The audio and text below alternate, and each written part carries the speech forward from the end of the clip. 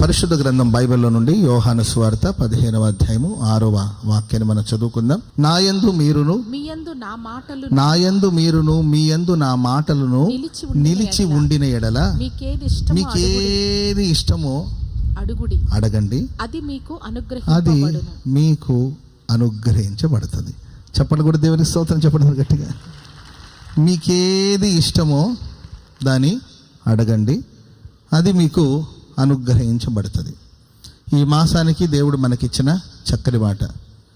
మీకేది ఇష్టమో అది అడగండి, అది మీకు అనుగ్రహించబడుతుంది. ఒక్కొక్కరి ఇష్టాలు ఒక్కొక్కలాగా ఉంటుంది, ఒక్కొక్కరి కోరికలు ఒక్కొక్కలాగా ఉంటుంది. ఓ చిన్న పాపని, నాన్న నీకు ఎవరంటే ఇష్టం అని అడిగితే ఆ చిన్న పాప అంటది, నాకు మా నాన్న అంటే ఇష్టం. మీ నాన్నకి ఎవరంటే ఇష్టం అమ్మా అంటే, మా నాన్నకి మా అమ్మ అంటే ఇష్టం. మీ అమ్మకి ఏమంటే ఇష్టం అమ్మ అంటే, మా అమ్మకి షాపింగ్ అంటే ఇష్టం అని. ఒక్కొక్కరి ఇష్టాలు ఒక్కొక్కలాగా ఉంటుంది.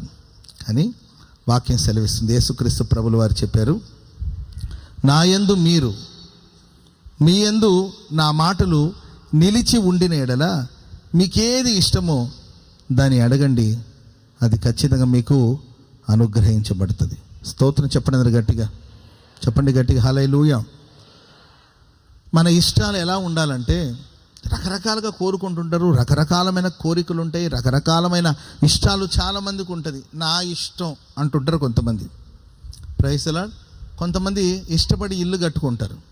నేను ఇష్టపడి కట్టుకున్నానండి, ఇష్టపడ్డాను, కష్టపడ్డానండి, కష్టపడి కట్టుకున్నానండి ఇల్లు అనేవాళ్ళు కొందరు ఉంటారు. నేను ఆ మధ్య ఎక్కడో సమాధి కార్యక్రమానికి వెళ్తే అక్కడ ఒక అద్భుతమైన సమాధి కనిపించింది. సమాధి కనిపిస్తే ఎవరిది సమాధి అంటే, ఎవరో చెప్పారు ఇష్టపడి సమాధి కట్టుకున్నట్టు. ఆయన చనిపోక మునిపే ఇష్టపడి నా సమాధి ఇలా ఉండాలి, నా సమాధి గోరంట్లలోనే ఉండాలి, నా సమాధిని పాలరాతితో కట్టాలి, ఇలా చాలామంది రకరకాలమైన ఇష్టాలని వ్యక్తపరుస్తూ ఉంటారు. వాక్యం సెలవిస్తుంది, మనం ఇష్టపడక మునుపు, మనం ఆశించక మునుపు, మనం కోరుకొనక మునుపు ముందు మనం ఆయన యందు ఉండాలి. ఎవరి యందు ఉండాలండి? మీరు ఎక్కడున్నారు అంటే, నేను యేసులో ఉన్నాను, ఆయన యందు నేను ఉన్నాను. మనలో ఏముండాలంటే ఆయన వాక్యం ఉండాలి. దేవుని వాక్యం ఎవరి హృదయాలలో అయితే ఉంటుందో అప్పుడు వాళ్ళ ఇష్టాలు కూడా ఆశీర్వాదకరంగా ఉంటుంది, వారి ఇష్టాలు కూడా వాక్యానుసారంగా ఉంటుంది. దేవుని వాక్యం ఒకవేళ మన జీవితంలో లేదనుకోండి, మన ఇష్టాలు, మన ఆశలు, మన కోరికలు, దేవుని వాక్యం మనలో లేనప్పుడు అది వేరుగా ఉంటుంది. కానీ దేవుని వాక్యం చేత మన హృదయాలు నింపబడినప్పుడు మన ఇష్టాలు కూడా అది వాక్యానుసారంగా ఉంటుంది.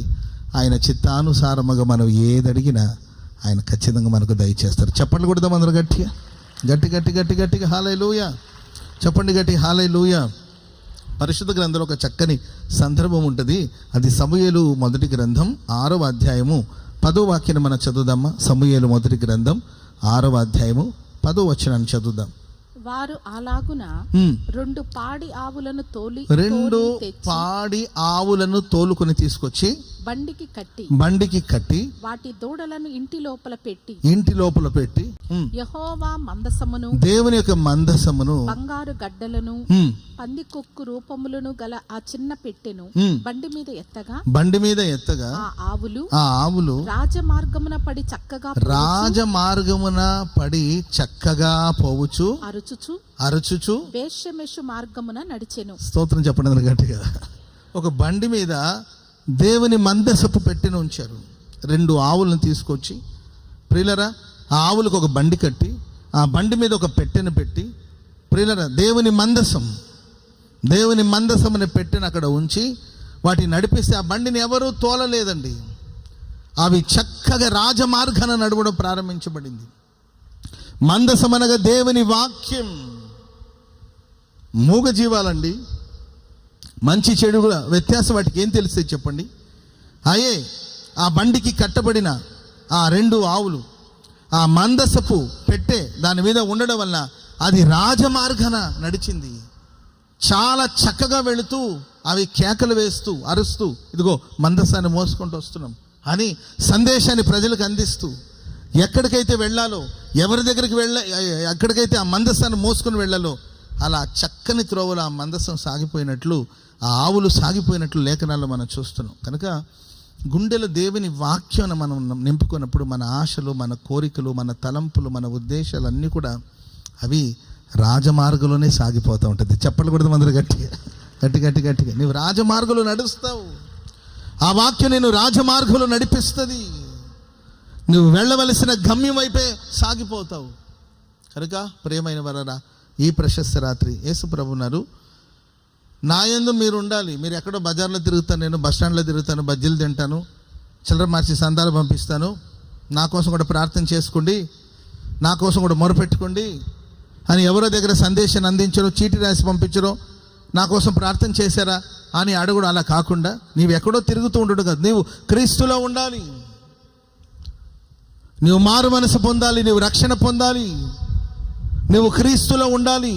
క్రీస్తు యేసునందున్నవాడు నూతన సృష్టి, పాతవి గతించెను, సమస్తము క్రొత్తవాయెను అని వాక్యం సెలవిస్తుంది. క్రీస్తులో ఉండాలి.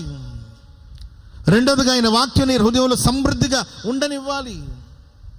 నిన్నటి రాత్రి కూడా నేను చెప్పానండి, పొయ్యి ఆరిపోతుంది అనుకోండి, వెంటనే మరలా పుల్లలు పెట్టి ఆ పొయ్యిని మండిస్తారు. దీపం ఆరిపోతుంటే నూనె పోసి ఆ దీపం మరింత దేదీప్యమానంగా వెలిగేటట్లు చూస్తారు. ఎప్పుడు నీ ఆత్మీయ జీవితం సన్నగిలుతుందని నీకు అనిపిస్తుందో వెంటనే వాక్యముతో నింపుకోవాలి, వాక్యం అనే నూనెను నింపాలి, లేకపోతే ఆరిపోయే అవకాశాలు ఉంటుంది. వాక్యాన్ని వినాలి వినాలి వినాలి, శ్రద్ధగా వినాలి, ఆలకించాలి, వాక్యానుసారంగా బ్రతకాలి, గుండె నిండా వాక్యం నిండి ఉండాలి. అప్పుడు నోరు తెరిస్తే వాక్య ప్రస్తావనే ఉంటుంది, నీ సంభాషణలో వాక్యమే ఉంటుంది, నీ ప్రార్థనలో వాక్యమే ఉంటుంది, నీవు తోటి సహోదరుడితో మాట్లాడినప్పుడు వాక్యమే ఉంటుంది, వాక్యమే మాట్లాడతావు. హృదయం నిండిన దాన్ని బట్టి నోరు మాట్లాడుతుంది. నీవు అపవిత్రమైన వాటన్నిటిని కూడా గుండెలో చేర్చుకున్నావు అనుకోండి, అపవిత్రమైన వాటిని గుండెలో చేర్చుకున్నాం అనుకోండి, అపవిత్రమైన మాటలు వస్తాయి, వట్టి మాటలు వస్తాయి, ముసలమ్మ ముచ్చట్లు వస్తాయి, వ్యర్థమైన మాటలు వస్తాయి, దూషణ మాటలు వస్తాయి. కనుక వాక్యం నిండి ఉండాలి. దేవుని సన్నిధిలో మనం ప్రార్థన చేయక మునుపు గుండె నిండా వాక్యాన్ని నింపుకొని నువ్వు ప్రార్థన చేస్తే నీ ప్రార్థన వాక్యానుసారంగా ఉంటుంది. ఆమె చెప్పండి, అందరు గట్టిగా చెప్పండి, గట్టిగా హల్లెలూయా. మన ప్రార్థన ఎలా ఉండాలండి? వాక్యానుసారంగా. వాక్యం ఏం చెప్తుంది? నాకు తెలిసిన ఒక తల్లి ఉందండి, ఆమె డాక్టర్ గారు, వాళ్ళ ఆయన యాక్సిడెంట్లో చనిపోయాడు. చనిపోతే ఎట్లా చనిపోయాడు యాక్సిడెంట్లు అంటే, ఎవరో ఒక ఆమెతో అక్రమ సంబంధం పెట్టుకున్నాడు. అక్రమ సంబంధం ఉన్న ఆ వ్యక్తిని బండి మీద ఎక్కించుకుని వెళ్తున్నప్పుడు ఓ రోడ్డు ప్రమాదంలో ఆయనేమో లారీ కింద పడి చనిపోయాడు. ఆయనేమో లారీ కిందకి వెళ్ళిపోయాడు, ఈమెమో ఆ గడ్డివాం మీద పడింది, ఆ వెనక్కున్న ఆమె.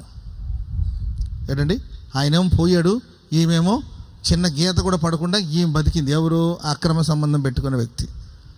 నేను ఆ తల్లిని ఓదార్చాలని వెళ్ళి ఓదార్పు యాత్ర పెట్టి ఆమెను ఓదార్చడానికి కోసం వెళితే ఆ తల్లి, ఆయన పోయాడనే బాధ నాకు ఏమాత్రం లేదు, ఇట్లాంటి పురుగులు ఉండడం కన్నా చావుడమే మేలు, నాకు చాలా ఉత్సాహంగా ఉందంటే పోనీలే అనుకున్నాను నేను. మరి ఎందుకమ్మా ఏడుస్తున్నారు, దిగులుగా ఉన్నారంటే, ఆయన పోయాడు, ఆమె ఎందుకు పోలేదు? అర్థమైందండి? ఆయన పోయాడు, నాకేం బాధ లేదు. పురుగు, చీడ పురుగు, అట్లాంటి పురుగులు ఉండడం వల్ల నష్టమే. పోతే పోయాడు, ఏం పర్వాలేదు, నాకు ఇండిపెండెంట్ ఉమెన్, నేను ధైర్యంగా బతుకుతాను, నాకేం పిల్లలు పెద్ద భారమేం కాదు, పిల్లల్ని చదివించుకుంటారు, ఓకేనా. కానీ ఆ వెనక కూర్చొని ఆమె ఎవరు? ఆమె ఎందుకు చావలేదు? ఆమె ఎందుకు ఆయన బండి ఎక్కింది? ఆమె ఎట్ట తప్పించుకొనింది? అది నాకు తెలియాలి. ఆమె సంగతి ఏంటో తేలాలి, అది చావాలి. అప్పుడు నా నోటి మీద చిరునవ్వు రావాలి. దానికి నేనేం చెయ్యాలి అన్నాను, నేను ఉపవాస ప్రార్థన చేయాలి. దేనికోసం? అది చచ్చేటట్లు. అర్థమైందండి? ఇది వాక్యానుసారమైన ప్రార్థన కాదు. పంటికి పన్ను, కంటికి కన్ను, పగ తీర్చుకోవడం మన పని కాదు. స్తోత్రం చెప్పడం గట్టిగా. ఆయన పాపం పండింది, ఆయన ఆయుష్ తీరింది, ఆయన అలా పోయాడు. ఆమెకి సమయం ఉంది, మేబీ మారుతుందేమని ఒకవేళ దేవుడు అవకాశం ఇస్తున్నాడు. లేకపోతే మారకపోతే ఆమెకి నిర్ణయించింది ఆమెకు ఉంటుంది. ఆమె కోసం నీవెందుకు నీ మనశ్శాంతిని పాడు చేసుకుంటున్నావు? ఆమెను బట్టి నీవెందుకు నెమ్మదిని పోగొట్టుకుంటావు? మంచి ఉద్యోగంలో ఉన్నావు, మంచి పిల్లలు ఉన్నారు. దేవా, నా బిడ్డల భవిష్యత్తు, నా కుటుంబం ఆశీర్వాదకరం ఉండాలి. ఆయన ఎట్టుపోయాడు, సరే, ఆయన విషయంలో నీ మనసు మంచిగా లేదు, ఓకే, ఆయన వెళ్ళిపోయాడు, వదిలేయి. నా భవిష్యత్తు బాగుండాలి, సమాజంలో నేను గౌరవంగా బ్రతకాలి, నా బిడ్డల్ని గౌరవంగా పెంచాలి, ఆ చెడ్డ సాక్ష్యం యొక్క ప్రభావం నా బిడ్డల మీద పడకూడదు, నేను నా బిడ్డల్ని గౌరవంగా పెంచుకోవాలి, దేవుని యందు భయభక్తులు కలిగి నేను జీవించాలి, వాక్యానుసారంగా నేను ప్రార్థించాలి అని ఉండాలి. కానండి మొండి ఘటం. ఆమె చచ్చేంత వరకు నేను అన్నపానాలు కూడా పుచ్చుకొని అంటుంది. ఆమె శుభ్రంగా తింటుంది పాపం. ఏది ఆ బండి ఎక్కిన ఆమె, ఈ బండి కాకపోతే ఇంకొక బండి ఆమెకి పాపం. ఆమెకి ఈ బండి కాకపోతే బోళ్ళని బండ్లోనే ఏదో ఒక బండి ఎక్కి వెళ్తుంది ఆమె. ఏంటి ఆమె కోసం ఈమె అన్నపానాలు మానడం. ప్రియులారా, మన ప్రార్థన, మనం దేవుని అడగడం, మనం ఇష్టపడడం అనేది దైవ చిత్తానుసారంగా ఉండాలి. దైవ చిత్తానుసారంగా మనం ఏది అడిగినా దేవుడు ఖచ్చితంగా దాన్ని మనకు దయచేస్తాడు. స్తోత్రం చెప్పండి, అందరూ గట్టిగా చెప్పండి, గట్టిగా హల్లెలూయా.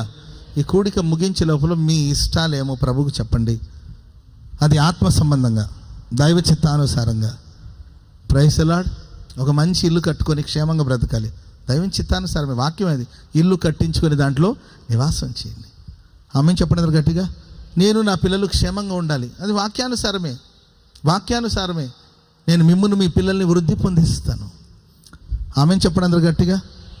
నేను తలగా ఉండాలి, దేశముకు ఉన్నత స్థలాల మీద ఉండాలి, ఇది వాక్యానుసారమే. ఎందుకంటే మీరు తలగా ఉంటారు కానీ తోకగా ఉండరని వాక్యంలో రాయబడింది. నేను ఆరోగ్యంగా ఉండాలి, నాకే బలహీనతలు ఉండకూడదు, కోరుకోవడం తప్పేం కాదు. ఎందుకంటే ఆయన రెక్కల నీడలో స్వస్థత ఉంది, ఆరోగ్యం ఉంది. నిన్ను స్వస్థపరిచే యెహోవా నేనైనా ప్రభు చెప్పాడు. మనం ఆరోగ్యవంతమైన జీవితాన్ని జీవించాలి. స్తోత్రం చెప్పండి అందరూ గట్టిగా చెప్పండి, గట్టిగా హల్లెలూయా. అప్పుల బాధలు, రుణ బాధలు, ఆర్థిక సమస్యలు లేకుండా మనం సంపన్న స్థితిలో ఉండడం దేవుని చిత్తమే. యెహోవా ఆశీర్వాదం ఐశ్వర్యం ఇస్తుంది అని బైబిల్ సెలవిస్తుంది. ఐశ్వర్యం పాపమేం కాదు, ఐశ్వర్యం కోసం ప్రార్థన చేయడం తప్పేం కాదు, అది వాక్యానుసారమే. ఆమెన్ చెప్పండి అందరూ గట్టిగా. ఇలా చెప్పుకుంటే చాలా ఉన్నాయండి. సంతానం అభివృద్ధిని దేవుడు దయచేస్తానన్నాడు. పిల్లల కోసం, సంతానం కోసం ప్రార్థన చేసుకోవడం తప్పేం కాదు. వివాహాల విషయం కోసం ప్రార్థన చేసుకున్నది దైవ చిత్తానుసారమే. కనుక దేవుని చిత్తానుసారంగా ముందు హృదయంలో వాక్యాన్ని నింపుకోండి. ఆ తర్వాత మీరు ఇష్టపడండి. ఆమెన్ చెప్పండి గట్టిగా. ఆ తర్వాత మీరు మీ ఇష్టమేంటో ప్రభుకి తెలియచేయండి. మీరు దేవుని సెల్లో హల్లెలూయా. మీకేది ఇష్టమో అది దేవుని అడగండి, అది మీకు అనుగ్రహించబడుతుందని సాక్షాత్తు క్రీస్తు ప్రభులు వారు చెప్పారు. స్తోత్రం చెప్పండి అందరు గట్టిగా. మంచిది. నేను ఒక 2-3 విషయాలు బైబిల్ నుండి చెప్తాను. మనం వాక్యాన్ని ధ్యానిస్తూనే ప్రార్థన చేసుకుందాం. బైబిల్ ఉన్న భక్తులు దేని ఇష్టపడి దేవుడి దగ్గర దేన్ని కోరుకున్నారు, వాళ్ళు దేవుడు వాటిని వారికి ఇచ్చారా, వారు పొందుకున్నారా దేవుడి దగ్గర నుండి, అది వారికి అనుగ్రహించబడిందా అని ఒక 3 విషయాలు క్లుప్తంగా కొన్ని మాటలు నేను చెప్తాను. మొదటి మాట నిర్గమకాండం 33వ అధ్యాయం 15వ వాక్యాన్ని మనం చదువుదాం. నిర్గమకాండం 33. మోషే నీ సన్నిధి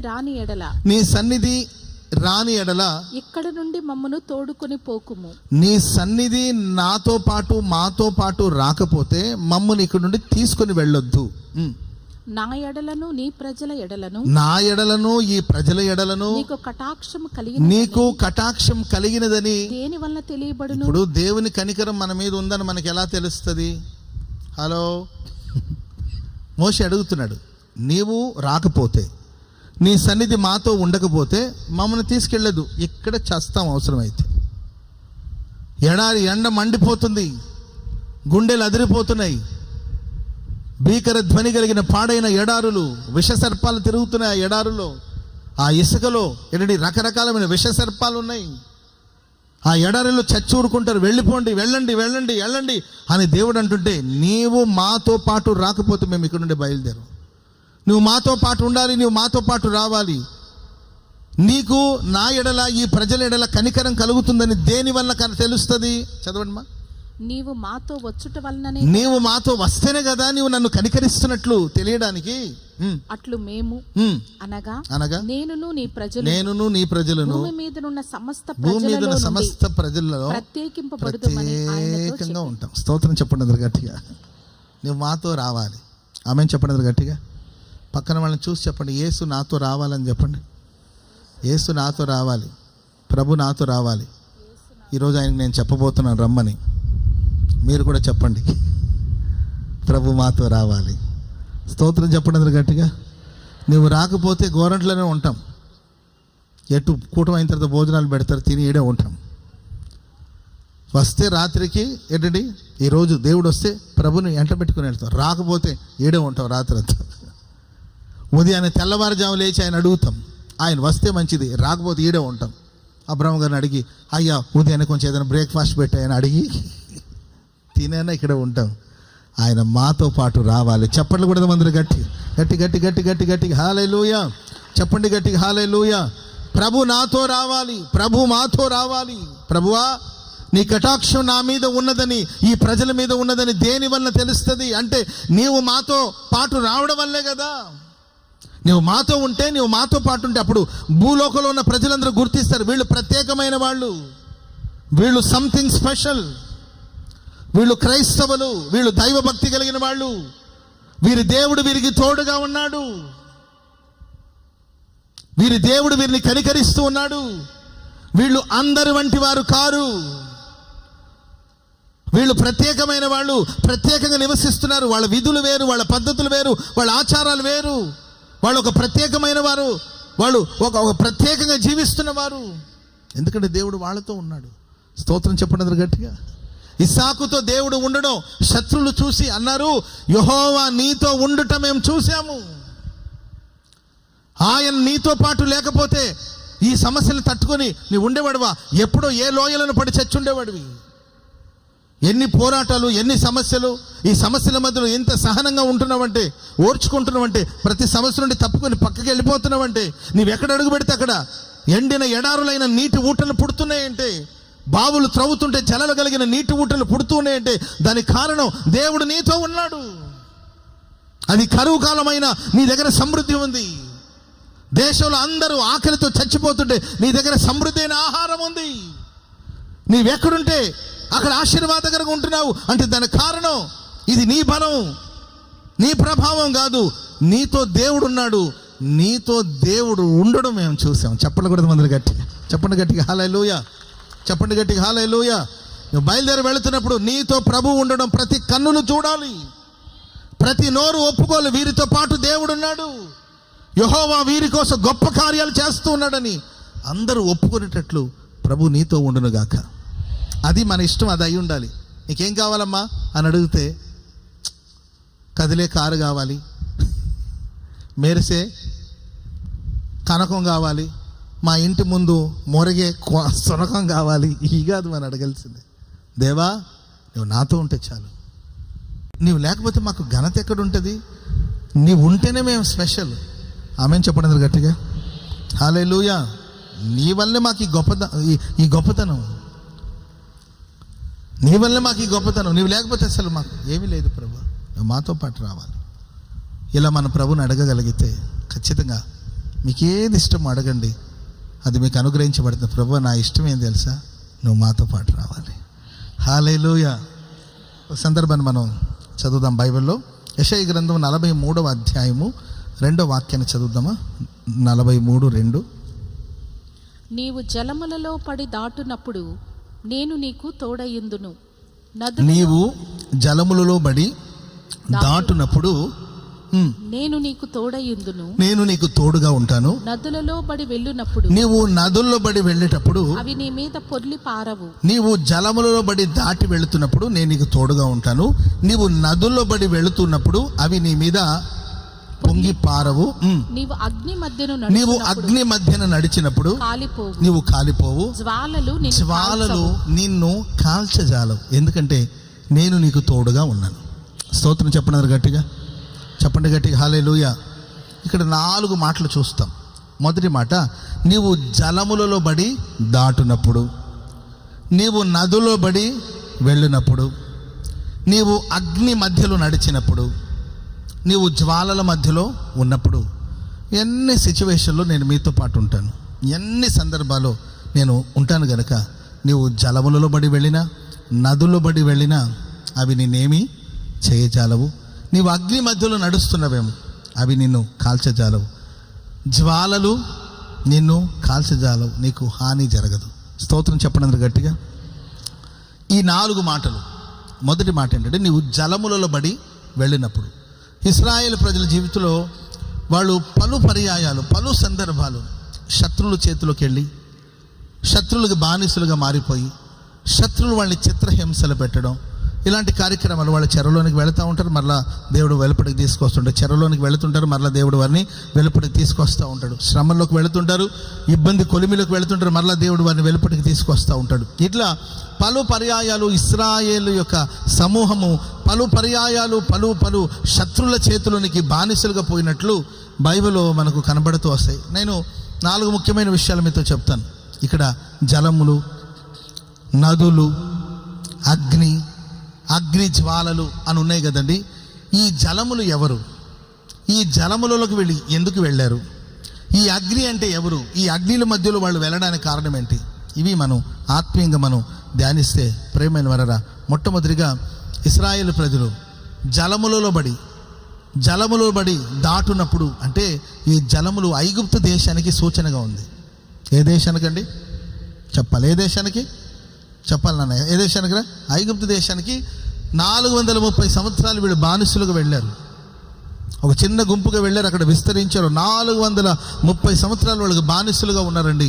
ఈ ఐగుప్తు దేశంలో నైలు నది ఉంది. వాళ్ళు ఆ నది మీద ఆధారపడేవాళ్ళు, ఆ నదిని దేవతగా వాళ్ళు కొలిచేవాళ్ళు. ఆ నదిని బట్టి వాళ్ళు గర్వించారు, ఆ నదిని బట్టి వాళ్ళు హర్షించారు, ఆ నదిని బట్టి వాళ్ళు సంతోషించారు. ఆ నదిలో ఉన్న ఆ సంపద వారికి క్షేమాన్ని కలుగు చేసింది. ఆ నదిని వాళ్ళు కొలిచేవాళ్ళు, ఆ నదిని ఆరాధించేవాళ్ళు. ఐగుప్తు దేశాన్ని ఒక నదికి మనం పోల్చి ధ్యానిస్తే వీళ్ళు ఆ నదిలో బడి దాటినప్పుడు అక్కడ ఎన్నెన్నో ఆపదలు, ఎన్నెన్నో పోరాటాలు. ఐగుప్తు దేశంలో ఇశ్రాయేల్ ప్రజలు కలిగిన ఆపదలు, పోరాటాలు ఏంటి అని చూస్తే వెట్టి చాకిరీ చేయించారండి. వాళ్ళు వెట్టి చాకిరీ చేశారు. ఎంతో పని చేసినా కూడా జీతాలు లేవు. ఇప్పుడు చాలామందికి ఉన్న సమస్య అదేనండి. పని చేస్తున్న జీతాలు 3 నెలల నుండి జీతాలు రాలేదు, 7 నెలల నుండి జీతాలు రాలేదు. కష్టపడుతున్నావు కానీ ప్రతిఫలం ఉండలేదు. ఎందుకు ఇక పని చేయడం మానేద్దాం అనుకుంటున్నాను అన్న. ఎందుకంటే 3 నెలల నుండి జీతాలు రాలేదు, 7 నెలల నుండి జీతాలు రాలేదు. మరి జీతాలు రాకపోతే నేను ఏం చేయాలి? కాంట్రాక్ట్ వర్క్ ఒకటి చేశాను, గవర్నమెంట్ దగ్గర నుండి రావాల్సిన డబ్బులు రాలేదు. నేనేమో నా దగ్గర ఉన్న డబ్బులని ఖర్చు పెట్టేసి ఆ వర్క్ ఫినిష్ చేసాం, కానీ బిల్ పాస్ అవ్వలేదు, ఇంకా ఆ పైసలు ఇంకా రాలేదు. నేను ఎలా మేనేజ్ చేసుకోవాలో అర్థం కావట్లేదు. అప్పులో కూరుకుపోయాను. ఎవరో చెప్పారని ఒక స్థలం ఒకటి కొన్నాము, అది మంచి ధరకు వెళుతుందని చెప్పి అప్పులో తీసుకొచ్చేసి మొత్తం మీద ఆ స్థలం ఒకటి కొనేసాం, మంచి ధరకు వస్తుంది. అదేమో ఇంకా క్లియర్ అవ్వలేదు, రావాల్సిన డబ్బు రాలేదు, కూరుకుపోయాం. కష్టపడుతున్నాం కానీ ప్రతిఫలం లేదు, ప్రయాసపడుతున్నాం కానీ ప్రతిఫలం లేదు, చదువుతున్నాం కానీ మంచి మార్కులు రావట్లేదు, పరీక్షలు రాసాం కానీ విజయం వరించలేదు. వెట్టి చాకిరి చేయవలసిన పరిస్థితి వస్తుంది, లాభం లేదు. వారమంతా పనిచేస్తే, వారంలో ఏ సాటర్డేకి అంత జీతం ఇస్తే ఏదో కొంత కొనుక్కెళ్ళి, అంత కాకపోయినా ఎంతో కొంత ఇస్తే కుటుంబస్తులందరూ ఎదురు చూస్తున్నారు, ఆశతో ఎదురు చూస్తున్నారు. వస్తాడు, జీతం తెస్తాడు, సండే మార్కెట్కి వెళ్ళి ఏదైనా సరుకులు తెచ్చుకుందాము అని భార్య ఎదురు చూస్తుంటుంది కదండి. పని మాత్రం తక్కువ కాకుండా పని చేస్తున్నారు, పనుల మీద పనులు పని చేస్తున్నారు, కానీ జీతం లేదండి. ఇక జీవితకాలం అంతా ఇదేనా? ఇంకా ఎందుకోసం కష్టపడాలి, ఎందుకోసం ప్రయాసపడాలి? విసిగి వేసారిపోయిన అనుభవాలు. జీతాలు లేవు, వ్యాపారంలో లాభం లేదు, సమృద్ధి లేదు. ప్రియులరా, ఇలాంటి ఒక నదుల బడి మీరు వెళుతున్నారా? ప్రశ్నించారనుకోండి వ్యతిరేకిస్తారు, ప్రశ్నించారనుకోండి అణచాలని చూస్తారు, ప్రశ్నించారనుకోండి కష్టపెడతారు, ఇబ్బంది కొలిమిలో పెడతారు. అంతేకాదండి, ఇంకా పనులు పెంచుతారు. అడిగారనుకోండి ఇంకా పెంచండి, పనులు పెంచండి. ఖాళీగా ఉన్నారు కాబట్టి ఇట్లాంటి ఆలోచనలన్నీ మీకు వస్తున్నాయి, పనులు పెంచండి, ఇంకా కష్టపడండి. నలిగిపోయారండి. వాళ్ళ వాళ్ళ వాళ్ళ వాళ్ళ వాళ్ళ వీపు మీద, వాళ్ళ భుజాల మీద భారం పెరుగుతూ వచ్చాయి.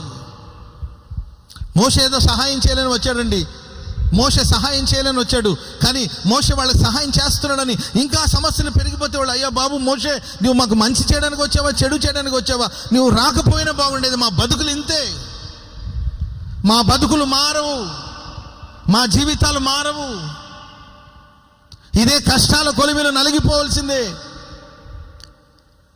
భక్తిహీనులు మా మీద పడి వరద పొరలు వలె మా మీద పడి మమ్మల్ని బెదిరిస్తున్నారు.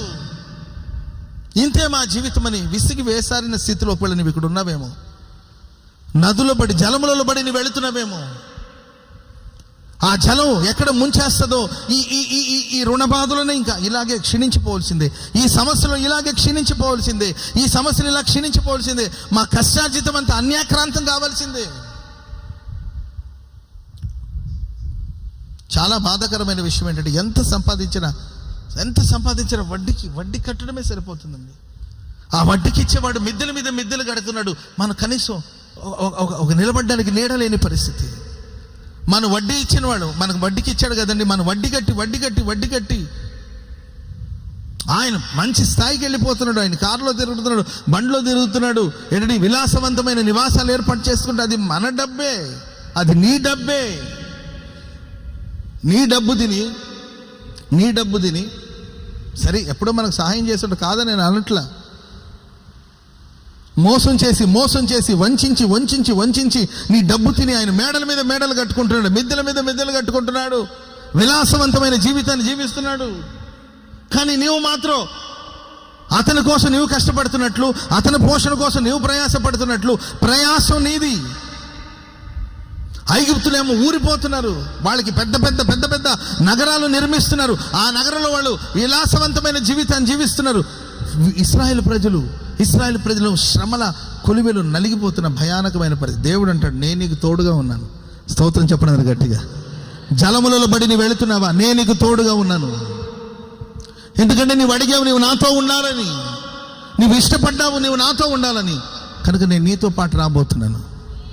అది ఐగుప్తు కానీ, అది ఎలాంటి పరిస్థితి కానీ, నిన్ను మోసం చేసేవాడు, ఆడు కఠిన హృదయం గలవాడు కావచ్చు, లేకపోతే అధికారపు దాహంతో అధికారపు వ్యామోహంతో బ్రతుకుతున్నవాడు కావచ్చు, అతడు కఠిన హృదయుడు కావచ్చు, కానీ నేను వస్తా. స్తోత్రం చెప్పండి గట్టిగా హల్లెలూయా.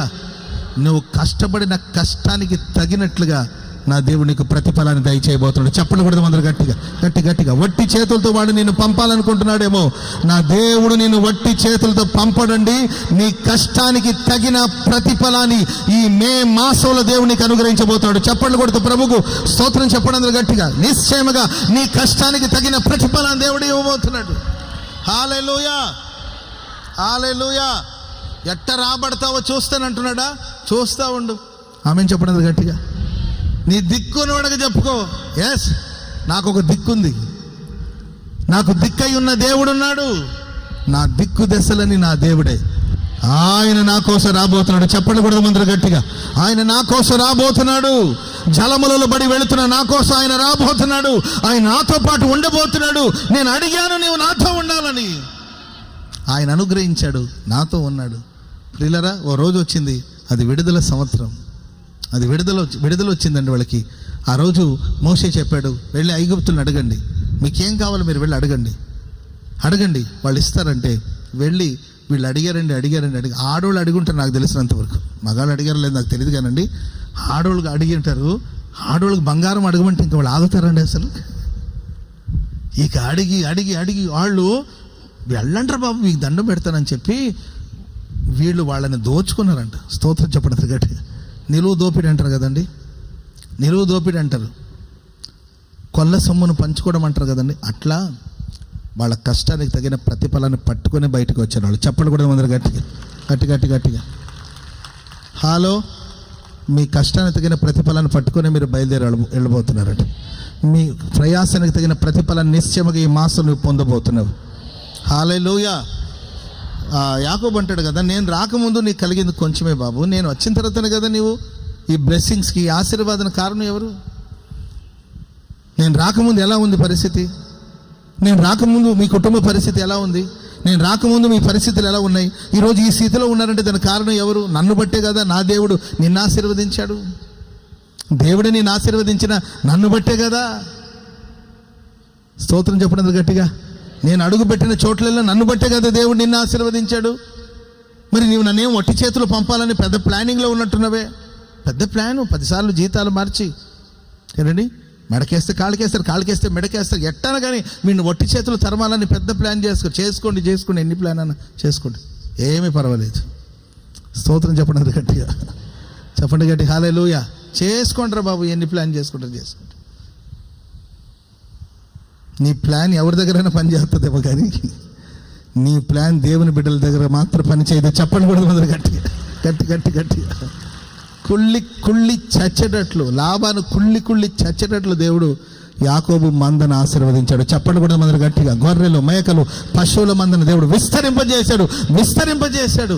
వాళ్ళ ముఖాలు వాడిపోవాలండి, వాళ్ళ ముఖాలు మాడిపోవాలి, మాడిపోయిన అట్టులాగా మారాలి వాళ్ళ ముఖం. స్తోత్రం చెప్పడం గట్టిగా. మన ముఖాలేమో మల్లెపూలు ఇడ్లీ అంటారు కదండి, అటు తమిళనాడు, చిత్తూరు ఆ ఏరియాలో ఏంటండి, కొంచెం తమిళనాడు బార్డర్లో అండ్ ఆంధ్ర బార్డర్లో కొన్ని ప్రాంతాలు ఉన్నాయి. అక్కడ ఇడ్లీ ఏంటంటే చాలా చక్కగా స్మూత్గా బాగుంటాయి. ఏంట్రా ఇడ్లీ స్పెషల్ అంటారా, దీన్ని మల్లెపూలు ఇడ్లీ అంటారు. ఓ చాలా ఫ్రెష్గా ఉంటుంది. నీ ముఖం ఏమో మల్లెపూలు ఇడ్లీలాగా చక్కగా ప్రకాశిస్తుంటావు నువ్వు, శత్రు ముఖం ఏమో మాడిపోయిన అట్టులాగా మారబోతుంది. స్తోత్రం చెప్పండి అందరు గట్టిగా. ఒకటి వాస్తవం, నీవు కష్టపడుతున్నావు, ప్రతిఫలం రావట్లేదని కంగారు పడద్దు. కష్టపడు, ఇబ్బంది ఏం లేదు. ప్రతిఫలాన్ని అపేక్షించదు, నువ్వు కష్టపడుతుండు, దానికి తగిన ప్రతిఫలం దేవుడు ఖచ్చితంగా ఒకరోజు దేవుడు ఖచ్చితంగా అనుగ్రహిస్తాడు. ఒకటి మాత్రం వాస్తవం, నిన్ను వట్టి చేతులతో దేవుడు పంపడు. చెప్పండి గట్టిగా హల్లెలూయా, చెప్పండి గట్టిగా హల్లెలూయా. రెండవదిగా ప్రియులరా, ఒకటి జలములు అని ధ్యానించాం. రెండవదిగా నీవు నదుల్లో బడి వెళ్ళినప్పుడు, నదుల్ని మనం అష్షూరు సామ్రాజ్యానికి, అష్షూరు రాజుకి, అష్షూరు యొక్క సైన్యానికి వాక్యంలో మనం పోల్చి చూస్తాం. నది ఎలా పొంగి పారిందో అలాగా అష్షూరు సైన్యము యూదా దేశం మీద, ఇశ్రాయేల్ దేశం మీద పొంగి పారి, ప్రేమైన వాళ్ళరా, ఆ ప్రవాహంలో వాళ్ళని ముంచేసి అష్షూరు పరిపాలన క్రిందకి, అష్షూరు రాజు చేతికి ఇశ్రాయేల్ ప్రజలు, యూదా జనము వారి స్వాధీనం అయిపోవడం. వీళ్ళు ఏం చేశారంటే ప్రియులరా, వాళ్ళ కల్చర్ని మొత్తం పూర్తిగా పాడు చేసేసారు. వాళ్ళ కల్చర్ అంతా, వాళ్ళ గుర్తింపు, అంటే దాని అర్థం ఏంటంటే ఈ అష్షూరులతో కలిసిన తర్వాత వీళ్ళు వాళ్ళైపోయారు, వాళ్ళు వీళ్ళైపోయారు. 6 నెలలు సహవాసం చేస్తే వీళ్ళు వాళ్ళు అవుతారంట, వాళ్ళు వీళ్ళు అవుతారని లోకంలో సామెత ఉంది. వాళ్ళతో కలిసిపోయి మనం ఎవరం, మన గుర్తింపు ఏంటి, మన దేవుని బిడ్డలకు తగినట్లుగానే మనం ఉంటున్నామా? మన జీవితంలో వచ్చిన ఏదో ఒక నది ప్రవాహం, ఆ నది ప్రవాహంలో పడిపోయి వెళ్ళిపోతున్నాం. ఆ ప్రవాహంలో అంతేగా. ఒక క్రైస్తవుడికి ఉండవలసిన గుణాతిశయం ఏంటి? ఒక రక్షించబడిన వాడి ఇంట వినిపించవలసిన రక్షణ గురించిన ఉత్సాహ సునాదాలు ఏమైపోయాయి? దేవుని బిడ్డలకు తగినట్లుగా నడుచుకుంటున్నారా? వాళ్ళ భాష ఏమైపోయింది? యూదుల భాష ఏమైపోయింది? భాష మర్చిపోయారు. వాళ్ళ సంప్రదాయాలు ఏమైందంటే వాళ్ళ సంప్రదాయాలు మర్చిపోయారు. వాళ్ళ లోకపు ఆచారపు ముసుగులో పడిపోయారు. వాళ్ళు వీళ్ళైపోయారు, వీళ్ళు వాళ్ళైపోయారండి. కొన్నిసార్లు మనకు వచ్చే సమస్యలు మనల్ని పూర్తిగా లోకస్తులాగా మార్చేస్తారు. కొంతమంది మాట్లాడుతుంటే లోకస్తులాగా మాట్లాడుతుంటారు. ఏమైపోయింది? నీ గుణం ఏమైపోయింది? నీ పద్ధతి ఏమైపోయింది? నీ సంప్రదాయాలు ఏమైపోయినాయి? వింటున్నారా? మన పద్ధతులు ఏంటి? మన తెలుగు రాష్ట్రం యొక్క పద్ధతులు ఏంటి? సంప్రదాయాలు, కుటుంబాలకు చెందిన బిడ్డల యొక్క పద్ధతులు, వాళ్ళ వేషధారణాలు ఎలా ఉండేవి, కానీ ఇప్పుడు ఎలా మారిపోతున్నారు? మీ భాష ఎలా ఉంది? ఒక దైవభక్తి కలిగిన వాళ్ళు ఒకప్పుడు ఎలా మాట్లాడుకున్నారు, ఇప్పుడు ఎలా మాట్లాడుతున్నారు? 10 పైసలకు పనికిరారు కొంతమంది, 10 రూపాయలు పనికిరారు. ఇచ్చిన పిల్లల్ని శుభ్రంగా చూసుకోవడం చేత కాదు ఆమెకి, భర్తకు శుభ్రంగా వండి పెట్టడం చేత కాదు. కుటుంబాన్ని పట్టించుకోవట్లే, పిల్లల్ని పట్టించుకోవట్లే, భర్తను పట్టించుకోవట్లేదు, సంఘాన్ని పట్టించుకోవట్లేదు, సేవకులను పట్టించుకోవట్లేదు, క్రమశిక్షణ లేదు, పద్ధతి లేదు, పద్ధతి పాడలేదు కొంతమందికి. ఏమైపోయింది నీ అనుభవాలు? ఒకప్పుడు గౌరవంగా బ్రతికావు, విలువగా బ్రతికావు, ఒకప్పుడు భయభక్తులు కలిగి జీవించావు, ఒకప్పుడు ఆశీర్వాదకరంగా బ్రతికావు, ఒకప్పుడు ప్రార్థనా పరుడివి, ఒకప్పుడు ప్రార్థన పరురాలువి. నీ మాట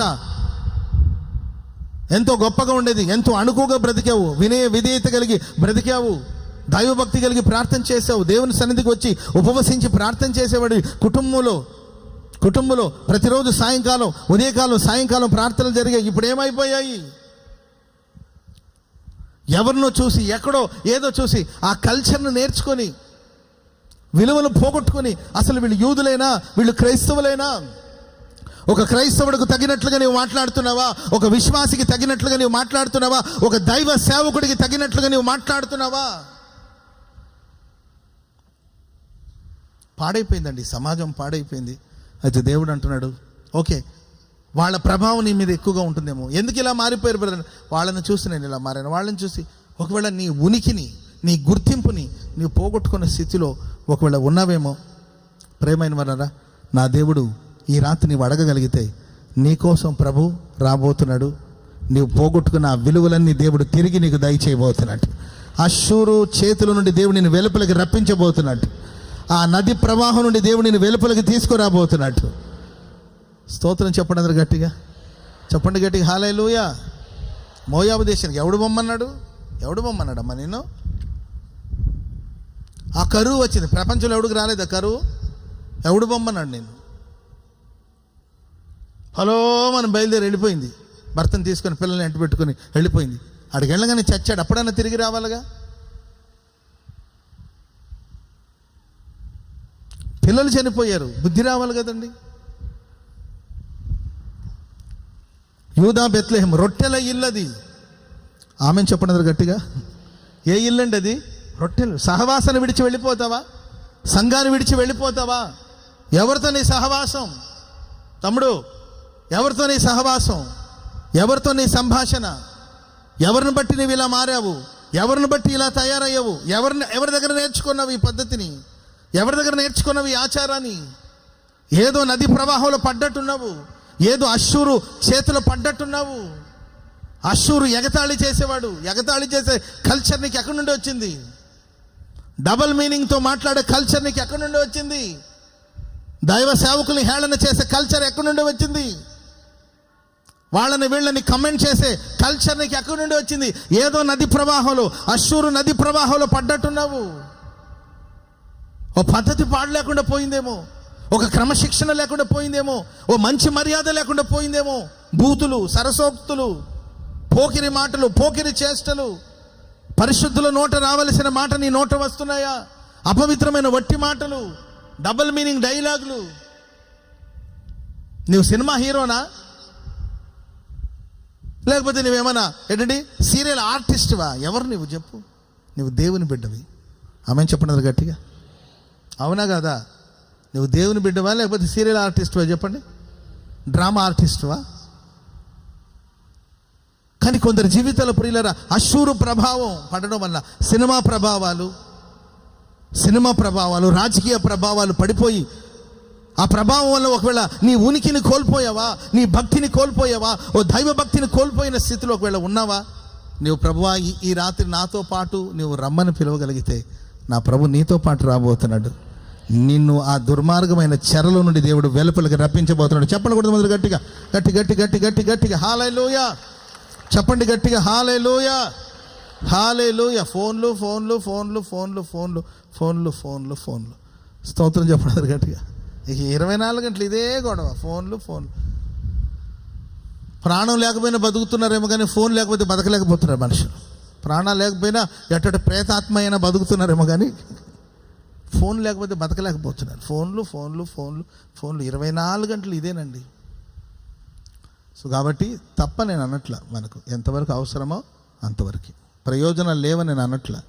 టెక్నాలజీ వల్ల ప్రయోజనం. ఇప్పుడు ఈరోజు వేల మందికి మనం దేవుని మాటలు చెప్తున్నట్టే టెక్నాలజీ వల్లనే. మనం రెడీ సోషల్ మీడియాని ఆధారం చేసుకొని మనం చాలామందికి దేవుని మాటలు చెప్తున్నారు. మంచిగా దాని ప్రయోజనం చేసుకోండి. సమయాన్ని వృధా చేస్తున్నారు, సమయాన్ని వ్యర్థం చేస్తున్నారు. గట్టిగా ఒక గంట సేపు కూర్చొని ప్రార్థన చేసే కెపాసిటీ నీకు ఉంటుందా? మనకి ఇప్పుడు బెటర్ అండి, మేము తొందర కూడికి ముగిస్తున్నాం. ఎందుకంటే కొంచెం బలహీనమైన జనరేషన్ కాబట్టి లేడీస్ అనారోగ్యంగా ఉంటున్నా కనుక కొంచెం పెద్దోళ్ళు అయిపోయారు కొంతమంది, వాళ్ళు ఇబ్బంది పడతారు, పసిపిల్లలు ఉండలేరని త్వరగా ముగిస్తున్నాం. కానీ ఒకప్పుడు ఏసన గారు పాట ప్రారంభిస్తే మినిమం గంట పాడేవాడు, గంటల గంటలు అన్న వాక్యం చెప్పేవాళ్ళు. ఇప్పుడు గంట సేపు కూర్చోమంటే ఆ గంటలో ఏంటండి 60 సార్లు లేస్తారు. ఏదో పని ఉన్నట్టు వెళ్ళి అంత చూసేసి అంత అర్థమైందండి. లాస్ట్గా ఆమె అన్నప్పుడు వచ్చేసి నీవు నీ ఓవర్ యాక్షన్. ప్రైజ్లా ప్రియులరా, నీదిగా తప్పు. ఎవడో అష్షూరు రాజు చేతులు పడ్డావు. ఏ అష్షూరు రాజు చేతులు పడి వాడిలాగా నీవు మారిపోయావు. ప్రియులరా, మనలాగా ప్రపంచం మారాలి. చెప్పలు కూడా మొదలు గట్టిగా గట్టి గట్టి గట్టి గట్టి గట్టిగా. అందుకోసమే దేవుడిని ఏర్పరచుకున్నాడు, అందుకోసం దేవుడిని ప్రతిష్ఠించుకున్నాడు, అందుకోసమే దేవుడిని నియమించుకున్నాడు. ఒకవేళ ఆ ఉనికిని కోల్పోయిన స్థితిలో ఉన్నావేమో, దేవుడు ఆ నదిలో పడి ఒకవేళ నీవు వెళుతున్నావా, నేను నీకు తోడుగా ఉండి ఆ మలిను నీకు అంటకుండా నేను కాపాడుతాను. చెప్పండి కూడా దేవునికి స్తోత్రం. చెప్పండి గట్టి గట్టి గట్టి గట్టి గట్టిగా హల్లెలూయా. మూడోదిగా అగ్ని. మూడోదిగా ఏంటండి? అగ్ని. Praise the Lord. ఈ అగ్ని బబులోను సామ్రాజ్యానికి సాదృశ్యం. నెబుకద్నెజర్ రాజు యూదా దేశానికి, ఇశ్రాయేల్ దేశానికి వెళ్ళిన తర్వాత అక్కడ ఆయన ఏం చేశారంటే దేవుని మందిరాన్ని తగలబెట్టేశాడు. ఏం చేశారండి? దేవుని మందిరాన్ని తగలబెట్టేశాడు. బబులోను దేశం అగ్నికి సాదృశ్యం. నీవు అగ్ని మధ్యలో నడిచినప్పుడు అవి నిన్ను కాల్చజాలవు. బబులోను సామ్రాజ్యం, బబులోను యొక్క పరిపాలన, నెబుకద్నెజర్ రాజు అగ్నిలాగా వచ్చి దేవుని మందిరాన్ని తగలబెట్టేస్తాడు. ఆత్మీయ జీవితాన్ని పాడు చేస్తాడు సాతానుగాడు. అగ్ని లాంటి అనుభవంలో సాగిపోతున్నాడు. అగ్ని మీరు చూడండి, అది షద్రకు మెషకు అబేద్నెగోను తీసుకెళ్ళి దేనిలో పడేశాడండి?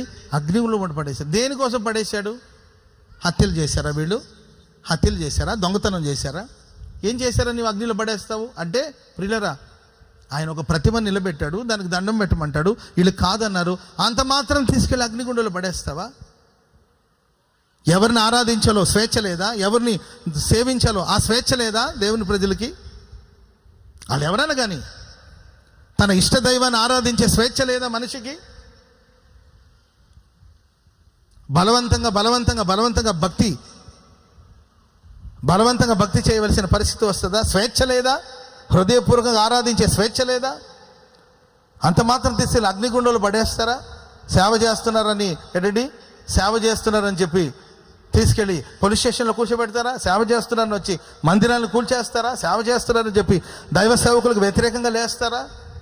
ప్రభు నమ్ముకున్నారని చెప్పి ఉద్యోగాల నుండి తీసేస్తారా?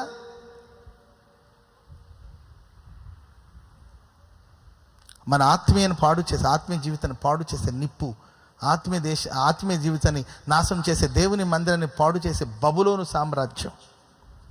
ఇంచుమించు 70 సంవత్సరాలు వాళ్ళు ఇబ్బంది పడ్డారు, అగ్నిగుండంలో పడవేశారు. కానీ ఒకటి మాత్రం వాస్తవం అండి, ఏ నెబుకద్నెజర్ రాజు దేవుని ప్రజలకి అగ్నిలాగా వచ్చి దేవుని మందిరాన్ని పాడు చేసి, ఆలయాన్ని తగలబెట్టి, ప్రాకారాలని తగలబెట్టి, సమాధానాన్ని పాడు చేసి, ఆలయాన్ని పాడు చేసి, ఆలయం అంటే నేను భౌతికమైన మందిరాన్ని గురించి చెప్పట్లా. ఈ మందిరం కూల్చి ఇంకొక మందిరం కడతాం, ఆ మందిరం కూల్చి ఇంకొకటి కడతాం. కట్టడమే ఆమెను చెప్పడం గట్టిగా. కానీ మానసికంగా ఆత్మీయ మందిరాన్ని పాడు చేస్తున్నారే, ఆత్మీయ జీవితాన్ని పాడు చేస్తున్నారే, తగలబెడుతున్నారే. మతం పేరు చెప్పి మారణ హోమాన్ని సృష్టిస్తున్నారే. దేవుని బిడ్డలారా, ఒకటి మాత్రం వాస్తవం. ఒకరోజు వచ్చిందండి, నెబుకద్నెజరు రాజు మీరు సేవిస్తున్న దేవుడు పూజార్హుడని ఒప్పుకునేటట్లుగా ప్రభు చేస్తాడు. చెప్పకూడదు మంత్రి గారు.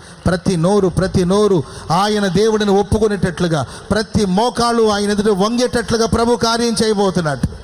హల్లెలూయా. సర్వలోకానికి ఆయనే చక్రవర్తి. చప్పట్లు కొడుతూ ప్రభుకు స్తోత్రం చెప్పడం గట్టిగా హల్లెలూయా. హల్లెలూయా. ఎక్కడైతే వాళ్ళ అవమానాలు పాలయ్యారో, ఎక్కడైతే నిందలు పాలయ్యారో, ఎక్కడైతే దేవుని బట్టి వాళ్ళకి నిందలు వచ్చినాయో, దేవుని బట్టి వాళ్ళ అవమానాలు అనుభవించారో, దేవుని బట్టి శ్రమలు అనుభవించారో, అదే చోట ప్రియులరా దేవుడు వారిని బహుగా ఆశీర్వదించాడు.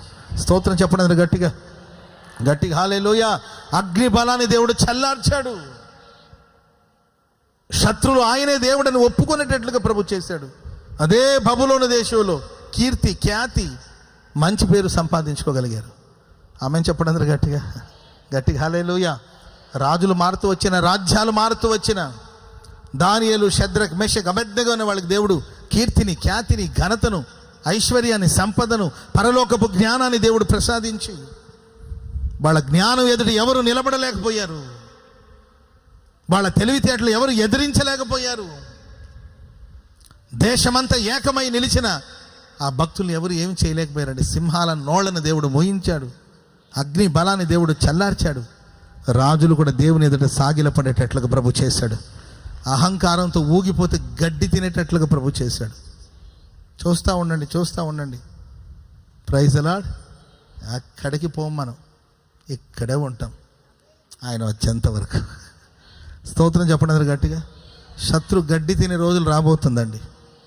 గడ్డి తిని పశువులాగా మారే ప్రమాదం ఉంది వాళ్ళకి. భయపడొద్దు, వాక్యం సార్ నేను నీతో పాటు వస్తానని ప్రభు చెప్తున్నాడు. చెప్పండి గట్టిగా హల్లెలూయా. మీ శత్రువులు మిమ్మల్ని అగ్ని కొలివిలో పడేస్తున్నారా? మానసికంగా కృంగిపోతున్నారా? సమాధానం చెప్పుకోలేకపోతున్నారా? ధైర్యంగా దేవుని ఒప్పుకోలేకపోతున్నారా? ధైర్యంగా ఆయన ఆరాధించలేకపోతున్నారా? ఏదో అగ్ని కొలిమిలో.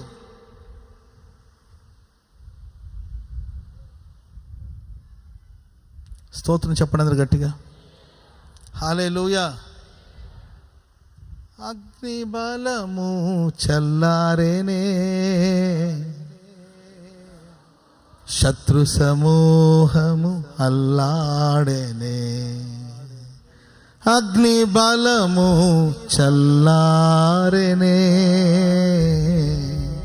శత్రు సమూహము అల్లాడాలి. స్తోత్రం చెప్పండి అందరు గట్టిగా. శత్రువులు ఏమవ్వాలండి? అల్లాడిపోయే రోజులు వస్తుంది. ఏంటండి? అగ్ని బలాన్ని దేవుడు చల్లార్చిపోతున్నాడు. ఈ రాత్రి ఇక్కడ అగ్ని మధ్యలో ప్రయాణం చేస్తున్నావా? అగ్నిగుండంలాగా ఉందా జీవితం? అగ్నిగుండంలాగా ఉందా? భరించలేని బాధ.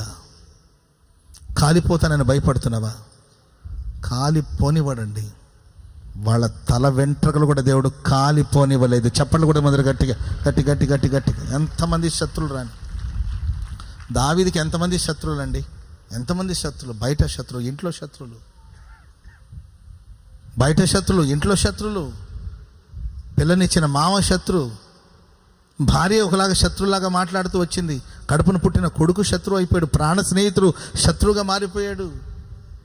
ఎక్కడ చూసి ఎంతమంది శత్రువులు. కానీ ప్రియులరా, కనీసం దావీదు ఆయన ధరించుకున్న చొక్కా, ఆయన షర్ట్లో ఆయన ధరించుకున్న ఆ వస్త్రం నుండి ఒక ముక్కనైనా తీయగలిగారండి ఎవరైనా? ఆయన ఒంట్లో మాంసం కాదు, ఆయన షర్ట్లో ఒక దారమైన లాగగలిగారంటే ఎవడి వల్ల కాలేదండి. ఎందుకంటే దేవుడు దావీదుకు తోడుగా ఉన్నాడు. చెప్పకూడదు మొదలు గట్టిగా నీకు దేవుడు తోడుగా ఉన్నాడు. దేవుడు నీకు తోడుగా ఉండబోతున్నాడు. దేవుడు నీకు తోడై ఉన్నాడు. ఆయన నీ ప్రార్థన విన్నాడు. ఆయన నీకు తోడై ఉన్నాడు. ఆయన నీ ప్రార్థన విన్నాడు. ఆయన నీకు తోడై ఉన్నాడు. హల్లెలూయా. శత్రులు అల్లాడిపోవాల్సింది అంతేక. ఆమెను చెప్పడం గట్టిగా. దీన్ని మనసులో ఫిక్స్ చేసుకోవాలి అంతేక. ఎవడన్నా నీకు వ్యతిరేకంగా లేస్తున్నా అల్లాడతావులే. స్తోత్రం చెప్పడం గట్టిగా. నేను దేవుని అసలు అల్లాడించు అర్పణలు అర్పిస్తున్నాను. నీవు అల్లాడతావు ఒకరోజు. అగ్ని బలం చల్లారిపోతుంది. ఈ సమస్యలు, ఈ శ్రమలు ఎంతో కాలం ఉండదండి. Praise the Lord. హల్లెలూయా. నశించిపోయే బంగారాన్ని అగ్ని పరీక్షలు పెడతారు. అది శుద్ధ సువర్ణంగా మారుతుంది. ఆమేన్. హల్లెలూయా. ఇక్కడే ఉంటుంది, ఎక్కడో కూర్చొని ఉంటుంది అమ్మ. ఆ తల్లి ఒకరోజు నా దగ్గరికి వచ్చి, అప్పుడు చాలా కాలం క్రిందటి విషయం. చిన్నదానికి ఊరికి టెన్షన్ పడుతుండేవాడిని నేను. చిన్నదానికి టెన్షన్ పడేవాళ్ళందరికీ రాయబారి నేను. చిన్నదానికి ఉలికి పడుతుంటే అప్పుడు ఆ తల్లి వచ్చి నా తల్లి చెప్పింది, అబ్రహ్మయ్యా ఎందుకు టెన్షన్ పడతావు? నిప్పును చూస్తే గడ్డికి భయం. నిప్పును చూస్తే ఎండిపోయిన గడ్డికి, పచ్చిగడ్డి కూడా కాదండి, ఎండిపోయిన గడ్డికి నిప్పును చూస్తే భయం. ఎందుకంటే ఈ నిప్పు నన్ను కాల్చేస్తుందేమో అది భయపడిపోయి ఆ గడ్డి గాలికి ఎగిరిపోతుందేమో. కానీ నువ్వు గడ్డి వంటివి కాదు నాయన, నువ్వు బంగారు లాంటి వాడివి. నువ్వు ఎన్ని అగ్ని పరీక్షలోకి వెళ్ళినా శుద్ధ సువర్ణంగా బయటకు వస్తావు. చెప్పలు కూడా మొదలు గట్టిగా హల్లెలూయా. అలాంటి తల్లుల ప్రార్థన ఉందండి నాకు. స్తోత్రం చెప్పడం గట్టిగా. అలాంటి తల్లుల ప్రోత్సాహం ఉంది, నేను ఎప్పటికీ మర్చిపోలేను. ఏంటండి? అలాంటి తల్లుల ప్రార్థన, ప్రేమ, సహకారం ఉంది నాకు. కనుక ఎన్ని అగ్ని పరీక్షలు వచ్చినా భయపడాల్సింది. నేను భయపడను, మీరు భయపడరు. ఎందుకంటే నీకు నాకు తోడుగా ఉండేది ఎవరంటే మనిషి కాదండి, మహోన్నతుడైన దేవుడు మన ప్రక్కన నిలబడి ఉన్నాడు. హల్లెలూయా. సరే, ఇంకొక మాట, చాలా వర్తమానం చెప్పాలనుకుని వచ్చాను.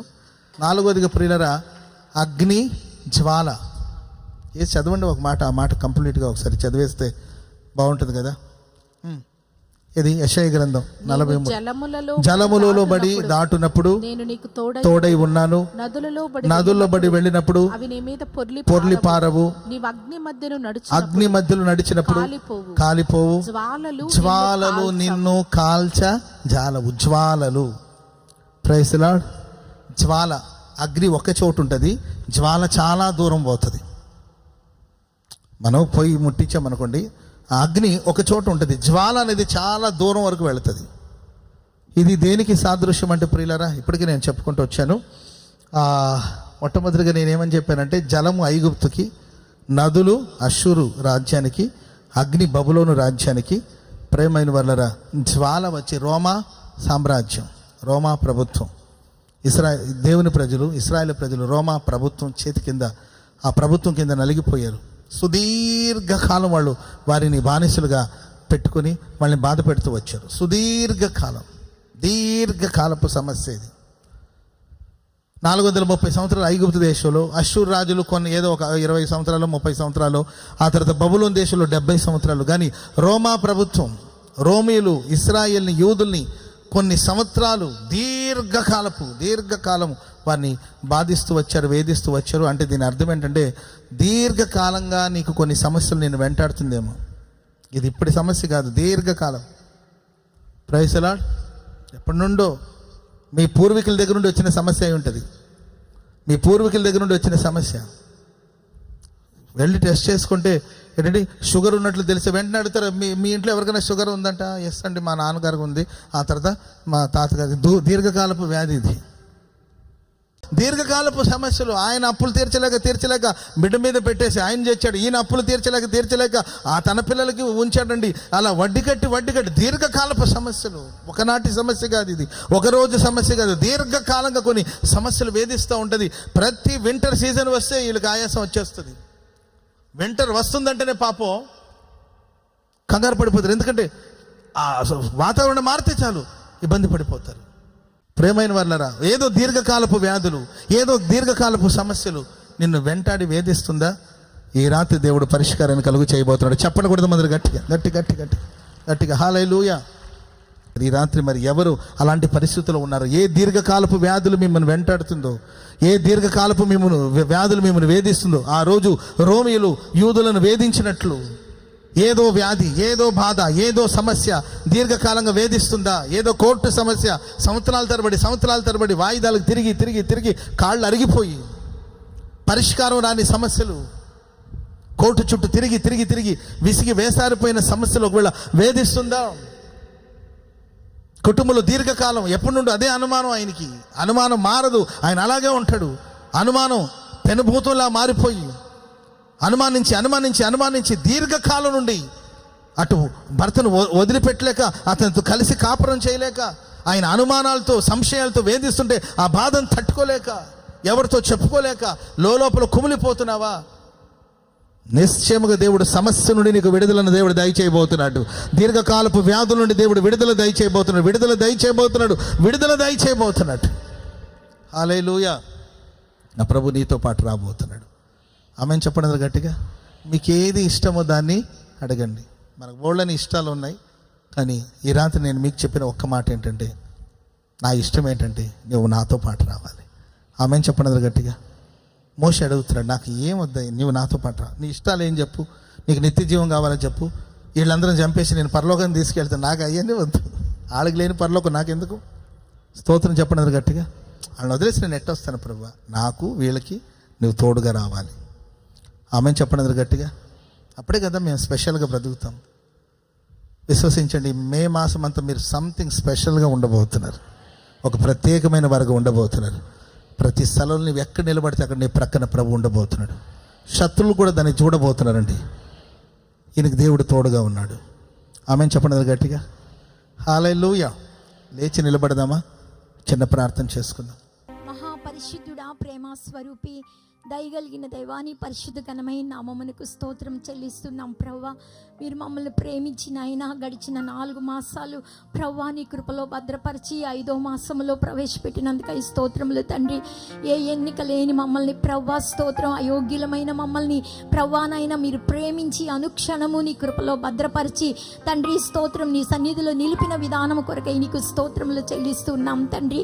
అయ్యా ఇక 5వ మాసంలో ప్రవేశపెట్టిన ప్రతి ఒక్కరితో ప్రవ్వా నాయన వాగ్దాన పూర్వకముగా తండ్రి మీరు మాట్లాడిన మాటలను బట్టి నిన్ను స్తుతిస్తూ ఉన్నాం తండ్రి. నమ్మదగిన దేవుడవు తండ్రి, నీకు స్తోత్రములు నాయనా. తండ్రి నా యందు మీరును మీ యందు వాక్యం నాయన నా మాటలు నిలిచి ఉండాలని ప్రవ్వా మీరు మాట్లాడారు. ఎవరి యందు నీ మాటలు నిలిచి ఉంటాయో ప్రవ్వా స్తోత్రం ఇష్టమైనది అడగమని ప్రవ్వా లేఖనము సెలవిస్తుండగా తండ్రి నాయన స్తోత్రం ఈ మొట్టమొదటి దినమున ప్రవ్వా నీ సన్నిధిలో ఎవరైతే తండ్రి స్తోత్రం నాయన ఏది కావాలని నాయన అడుగుచున్నారో నిశ్చయముగా ప్రవ్వా మీరు అనుగ్రహించబోతున్నందుకై నీకు స్తోత్రములు ప్రవ్వా. నీ సన్నిధిలో ప్రవ్వా ఎవరైతే విశ్వసించి ప్రార్థిస్తున్నారో నీ మాటలు వారి హృదయాల్లో నిలిచి అడుగుతున్నారో ప్రవ్వా నాయన మీరు జవాబు అనుగ్రహించబోతున్నందుకై నీకు స్తోత్రములు. గొప్ప దేవుడవు నాయన, సర్వశక్తి కలిగిన దేవుడు ప్రవ్వా నీకు స్తోత్రములు ప్రవ్వా.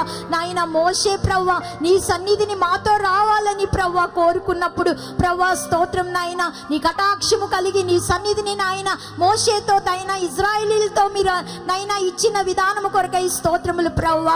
అయ్యా స్తోత్రం మీరు మాకు తోడై ఉంటే తండ్రి మాకు చాలయ్యా, ఈ లోకం మాకు అక్కర్లేదు ప్రవ్వా. నీకు స్తోత్రం, నీ తోడు మాకు ఉండాలి ప్రవ్వా. అనుక్షణము మీరు మాతో ఉండాలి ప్రవ్వా. మీ సన్నిధిని మేము కోరుకుంటూ ఉన్నాం తండ్రి స్తోత్రములు ప్రవ్వా.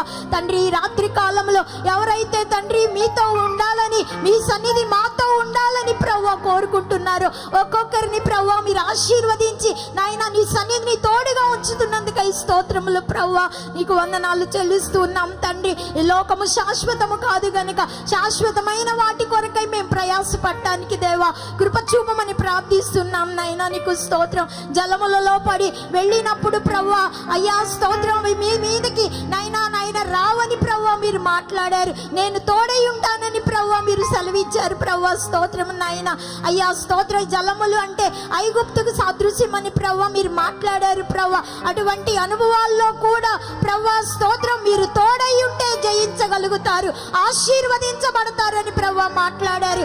యాకోబు ప్రవ్వా అయ్యా స్తోత్రం లాబాను ఇంటిలో అడుగు పెట్టినప్పుడు ఆశీర్వాదకరముగా మార్చబడింది నాయన స్తోత్రములు. తండ్రి మీరు తోడై ఉంటే మేము అడుగు పెట్టిన ప్రతి చోటు దీవెనకరముగా మార్చబడుతుంది ప్రవ్వా. ఆ గొప్ప దీవెన ఒక్కొక్కరు పొందుకోవడానికి దేవా మీరు కృప చూపమని ప్రార్థిస్తూ ఉన్నాం తండ్రి. అయ్యా స్తోత్రములు ప్రవ్వా. నదులలో పడి నైనా నడిచినప్పుడు ప్రవ్వా అయినైనా తండ్రి మా మీద పొర్లి పారవని ప్రవ్వా లేఖనము సెలవిస్తుంది తండ్రి. అశూరు అనుభవాలలో నైనా తండ్రి స్తోత్రం వాటి నుండి మీరు విడిపించుటకు శక్తి కలిగిన దేవుడిగా ఈ రాత్రి కాలంలో దిగి వచ్చి మాట్లాడినందుకై స్తోత్రం.